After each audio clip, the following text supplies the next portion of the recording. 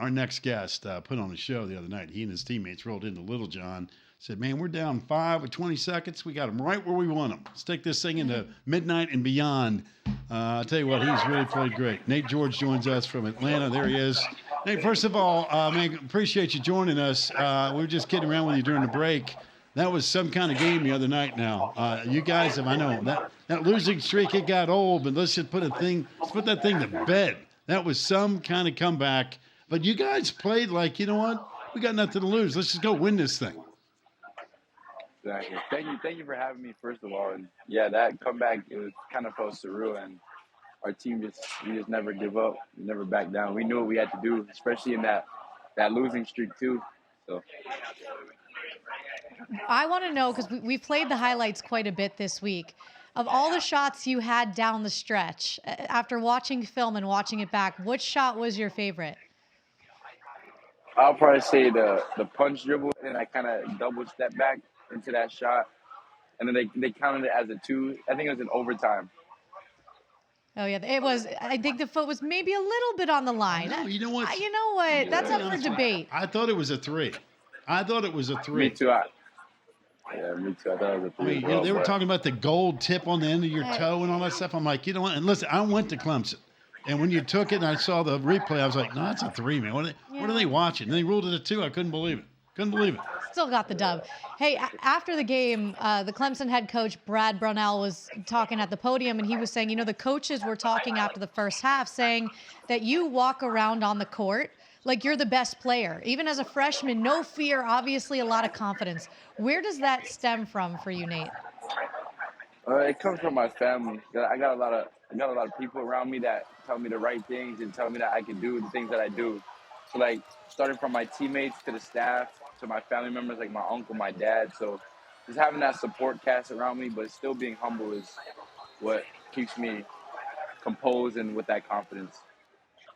You were making so many big, clutch, tough shots, but it seemed like it rubbed off on your teammates because, you guys made 15 threes in that game. Does that get to be almost addictive in a sense that, hey, one guy makes it, you start thinking, well, guess what? I'm going to fire a couple threes up there, see where this thing goes. Because it seemed like everybody started to get the vibe that, man, we're all going to make everything we look at. Yeah, that confidence piece and us, like, sharing the ball with each other, because that's something that we emphasize within each other. So just seeing one going for one guy, it's like, okay, I'm about to hit my next one for the team because we really need this. So that's what all of our mindsets are, is like, one hits one, we're all going to eat because we know we all share the ball. So, yeah, it was a really good feeling to hit that many threes. Yeah, the other thing, too, Nate, when we were watching these highlights, if you watch the game, it wasn't like the ball ever hit the rim either. I mean, these were pure, man. You guys were just making it was a joy to watch you play. I mean, your whole team, it was just a gutty effort because, listen, you're down 8 with a minute and a half. It's like, well, all right. A lot of teams will just go, man, we're out of here. We've lost 5 straight. We'll get them the next time. But I just love the determination in which your entire team played. It was just a tremendous effort. Thank you. I really appreciate that.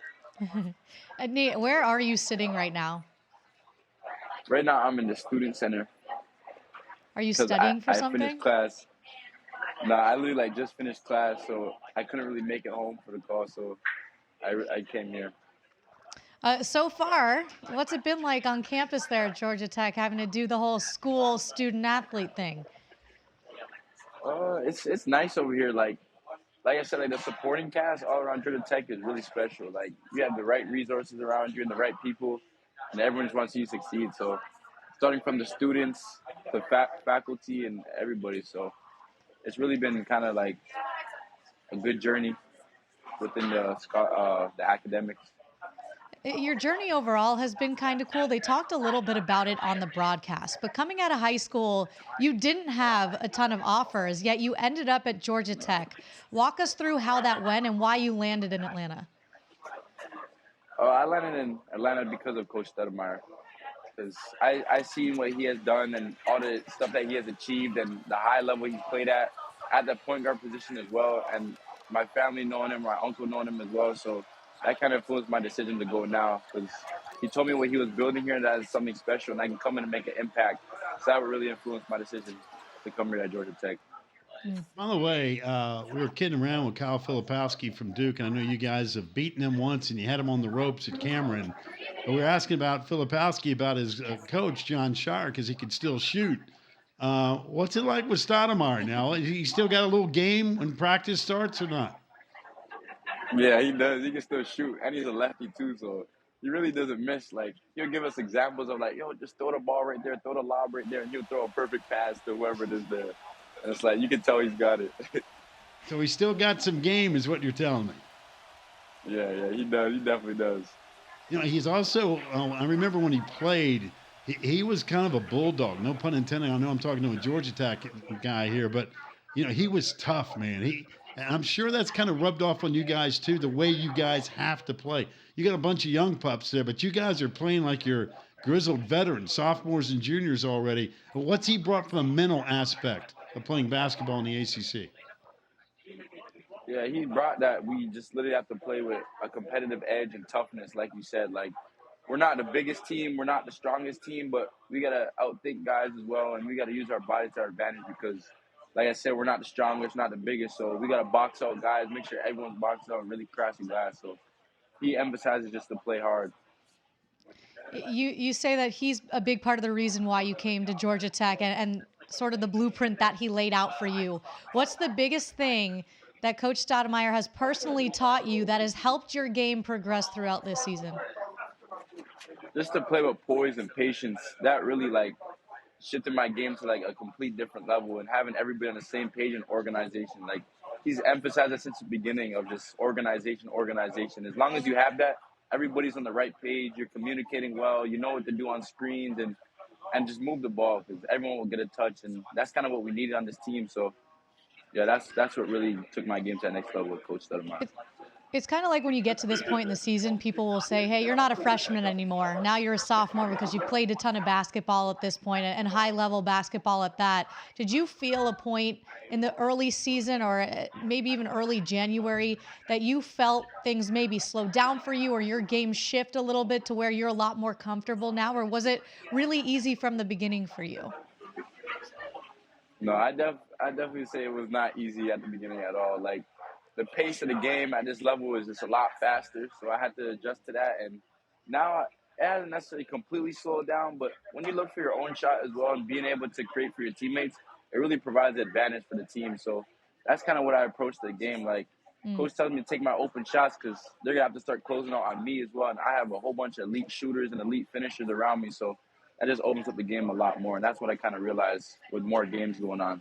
Yeah. I'm kind of curious with this too, because we're sitting here, it's the middle of January, and you're going through this cool journey. What's been the highlight so far? I mean, you guys knocked off Mississippi State in the ACC SEC Challenge. You followed up by knocking off Duke at home. Everybody partying like a rock star. You played in Madison Square Garden. You've traveled out to Honolulu. You knock off Clemson in a crazy comeback. What's been the highlight so far for you, sitting here in the middle of January? I'd probably say just beating Duke and winning the games that we won at the right times. Like, just like the game against Clemson, like that game was huge for us, and I really loved that game as well. So I'd probably say just winning games down the stretch and showing our like togetherness has really been like the highlights of my season for me. Did you get caught in the court storming there? Yeah, I did a little bit, but I kind of got it there. Honestly, that's one of the scariest things is being caught in a court storm.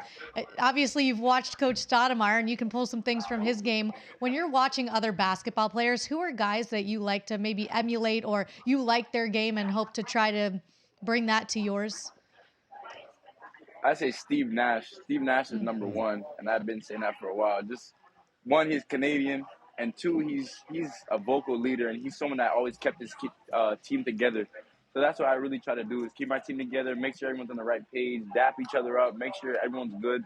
So that's kind of my what I model my game after. And I'd probably say another one is Shea Gilgeous-Alexander, just because his patience he has for the game, but he still gets to his the spots he needs to, and the physicality he plays with, as well as involving his teammates. So those are the two I model my game after.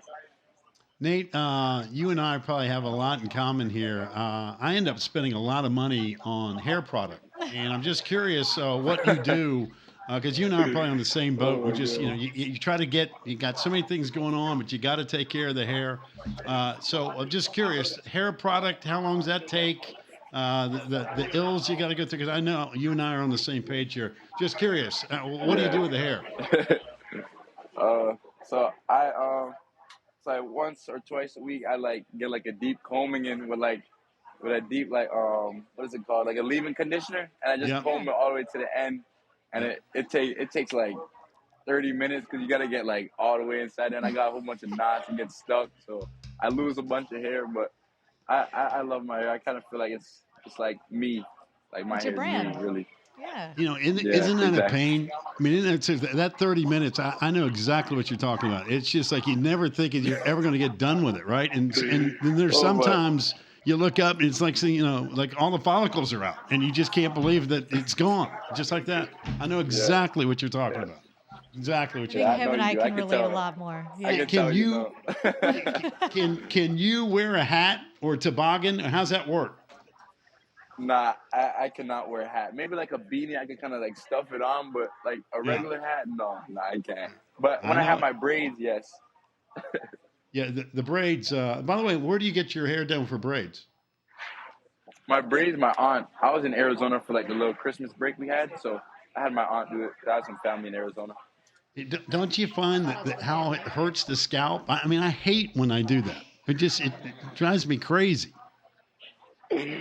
Oh, nah. It's like I did not sign up for hair talk. I signed up for basketball.